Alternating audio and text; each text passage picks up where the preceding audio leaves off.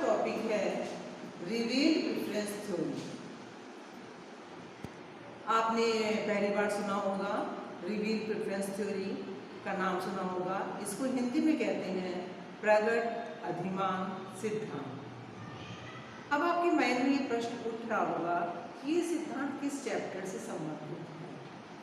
तो आपको बता देना चाहते हैं ये सिद्धांत उपभोक्ता के व्यवहार से ही संबंधित है। उपभोक्ता के व्यवहार के संबंध में, यानी उपभोक्ता मार्केट जाकर किस तरह से व्यवहार करता है वस्तु को खरीदते समय, इस संबंध में पिछले 2 दृष्टिकोण आप लोग बहुत विस्तार से पढ़ चुके हैं। ये आज जो पढ़ाने जा रहे हैं ये उपभोक्ता के व्यवहार के संबंध में तीसरा और नया दृष्टिकोण है, जिसके बारे में आज तक आपने नहीं सुना था और ना पढ़ा था।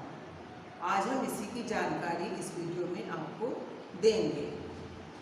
अब इधर आइए, मार्केट में जाकर कंज्यूमर का बिहेवियर किस प्रकार से होता है, कीमत को देखकर, आय को देखकर, संबंधित वस्तु की कीमत को देखकर, इस बारे में आपने 2 दृष्टिकोण पढ़े थे, यूटिलिटी एनालिसिस और इंडिफरेंस कर्व एनालिसिस। अब दोनों एनालिसिस के बारे में शॉर्ट में हम आपको रिवाइज कराते हैं।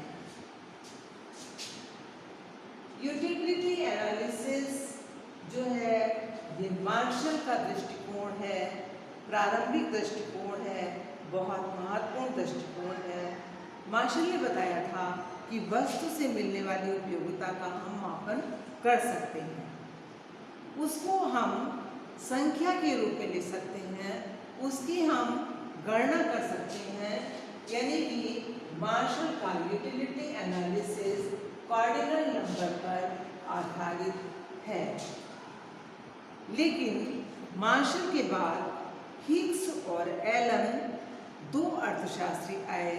उन्होंने ये बताया कि मार्शल का विचार अव्यावहारिक है, मार्शल का विचार बिल्कुल भी प्रैक्टिकल नहीं है, क्योंकि उपभोक्ता को वस्तु का उपभोग करने से जो उपयोगिता मिलती है उसको माप नहीं सकते हैं। कोई ऐसा स्केल नहीं बना है जिससे कि इसको मेजर किया जा सके। यानी कि दूसरे दृष्टिकोण इंडिफरेंस कर्व एनालिसिस का जो दृष्टिकोण है हिग्स एलन का, इनके अनुसार उपयोगिता मापनीय नहीं है। Utility is not measurable. Utility को केवल एक हम क्रम में ले सकते हैं। यानी कि इंडिफरेंस कर्व एनालिसिस दृष्टिकोण जो है ये ऑर्डिनल नंबर पर आधारित है। यानी कि उपयोगिता को हम क्रम में ले सकते हैं, हम उसकी केवल तुलना कर सकते हैं, हम केवल ये बता सकते हैं कि इस वस्तु से ज़्यादा उपयोगिता मिलती है और दूसरी वस्तु से कम उपयोगिता मिलती है, लेकिन कितनी ज़्यादा कितनी कम हम ये नहीं बता सकते। इसके बाद यानी मार्शल, हिग्स एंड एलन के बाद एक बहुत ही प्रसिद्ध अर्थशास्त्री सैमुअलसन आए। उन्होंने अर्थशास्त्र के क्षेत्र में बहुत ही महत्वपूर्ण योगदान दिया है, जो कि बाकी सबसे काफ़ी भिन्न है। ये जो रिवील्ड प्रेफरेंस थ्योरी है ये सैमुअलसन की है। सैमुअलसन ने प्रगट अधिमान सिद्धांत का प्रतिपादन 1948 में किया था।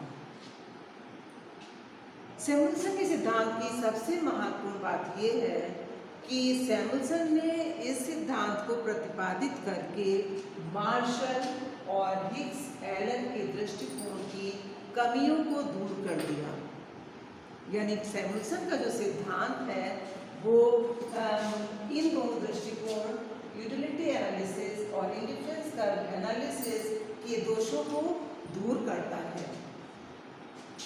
अब इसके संबंध में हम बता देना चाहते हैं, अब हम रिवील्ड प्रेफरेंस थ्योरी की ओर आगे बढ़ रहे हैं।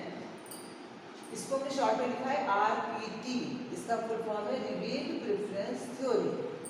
सैमुअलसन ने इस थ्योरी का प्रतिपादन करने से पहले क्या किया, उन्होंने मार्केट में जाकर उपभोक्ता के व्यवहार का अवलोकन किया। उपभोक्ता के व्यवहार को उन्होंने ऑब्जर्व किया और ऑब्जर्व करने के बाद में जो विचार उन्होंने पाए, जो देखा, उसको इन्होंने प्रगट अधिमान सिद्धांत के रूप में लिखा है। ये जो सैमुअलसन का सिद्धांत है, मार्शल, हिग्स और एलन के सिद्धांत की कमियों को दूर करता है। इन्होंने बताया यानी कि प्रगट अधिमान सिद्धांत के अनुसार जब उपभोक्ता के सामने दो वस्तुओं के कई संयोग बने होते हैं तो वो उसमें से एक कॉम्बिनेशन को चूज करता है, और जिस कॉम्बिनेशन का वो चयन करता है, जिस कॉम्बिनेशन को वो चूज करता है, जिस कॉम्बिनेशन को वो खरीदता है, वो कॉम्बिनेशन उसकी पसंद को व्यक्त करता है, यानी कि वो कॉम्बिनेशन उसको पसंद है, इसीलिए उसने उसका चुनाव किया है।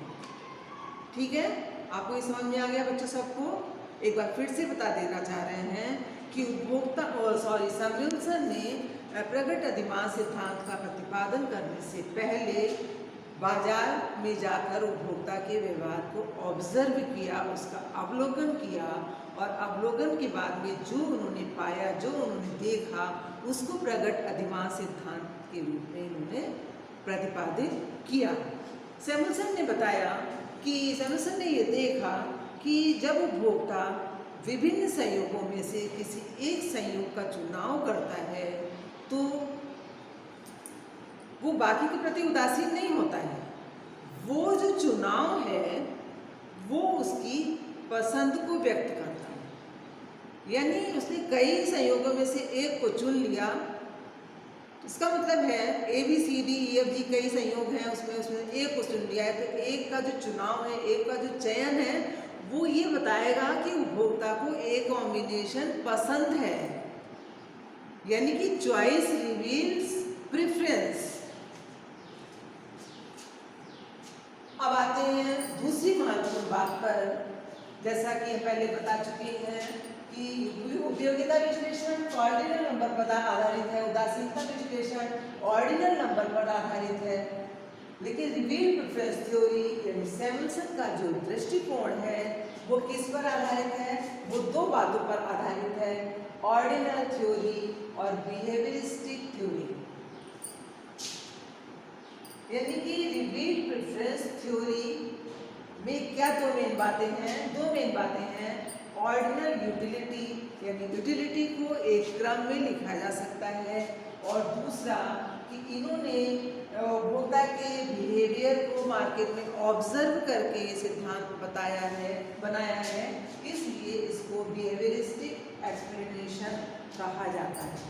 प्रगट अधिमान सिद्धांत में दो चीज़ें जोड़ दी गई हैं, ordinal utility and behaviouristic explanation. इसीलिए सैमुअलसन की रिवील प्रेफरेंस थ्योरी का दूसरा नाम है, जो कि आपको पता होना चाहिए, बिहेवियरिस्टिक ऑर्डिनल थ्योरी। व्यवहारवादी क्रमवाचक थ्योरी।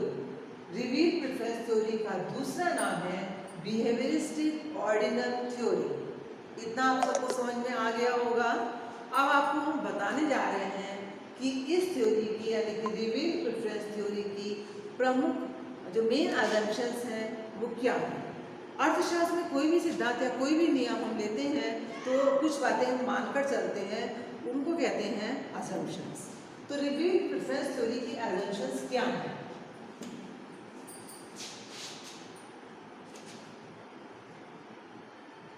रिवील प्रेफरेंस थ्योरी की पहली मान्यता ये है कि उपभोक्ता की रुचि में कोई परिवर्तन नहीं होता है। वो जिसको पसंद करता है वो उसी को पसंद करता है, उसकी पसंदगी में कोई अंतर नहीं होता है। दूसरी मान्यता चॉइस रिवील्स प्रेफरेंस।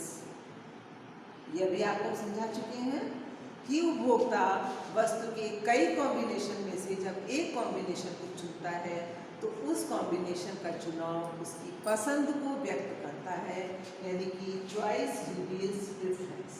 समझ में आ गया सबको?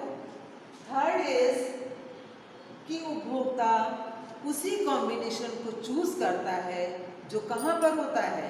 जो प्राइस लाइन पर होता है। प्राइस लाइन पर कई कॉम्बिनेशन होते हैं, प्राइस लाइन पर ऐसे कॉम्बिनेशन होते हैं जिन्हें उपभोक्ता अपनी आय और दोनों की कीमतों के आधार पर खरीद सकता है। इस तरह के कई कॉम्बिनेशन होते हैं, लेकिन उपभोक्ता प्रगट विद्वान सिद्धांत की मान्यता है कि उपभोक्ता प्राइस लाइन पर जितने कॉम्बिनेशन स्थित हैं उसमें से केवल एक कॉम्बिनेशन को वो चूज करता है, यानी एक कॉम्बिनेशन को वो पसंद करता है। अब इसके बाद दो बहुत ही ज़्यादा महत्वपूर्ण अजम्पशंस हैं, या करिए रिवील्ड प्रेफरेंस थ्योरी के दो मेन कॉन्सेप्ट हैं, बहुत ही इंपॉर्टेंट हैं।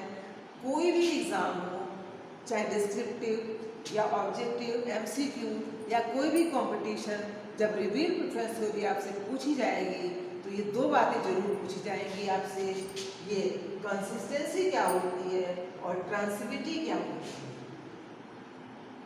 तो 5 मान्यताएं हो गई, 5 अजम्पशंस हो गए। पहली बात कि उसके टेस्ट में कोई परिवर्तन नहीं होता है, रुचि में कोई परिवर्तन नहीं होता है। दूसरी मान्यता चॉइस रिवील्स प्रेफरेंस। तीसरा अजम्पशन कि प्राइस लाइन पर कई कॉम्बिनेशन होते हैं, उसमें से एक कॉम्बिनेशन को वो चूज करता है।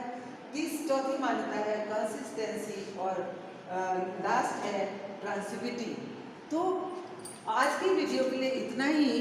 कल की वीडियो में हम बच्चों आपको ये बताएंगे कि जो इसके मेन दो बेसिक कॉन्सेप्ट है, कंसिस्टेंसी एंड ट्रांसिविटी, ये क्या होती है और रिवील्ड प्रेफरेंस थ्योरी का जो कंक्लूजन है वो क्या है, उसको एक डायग्राम से आपको कल हम क्लियर करेंगे। Thank you.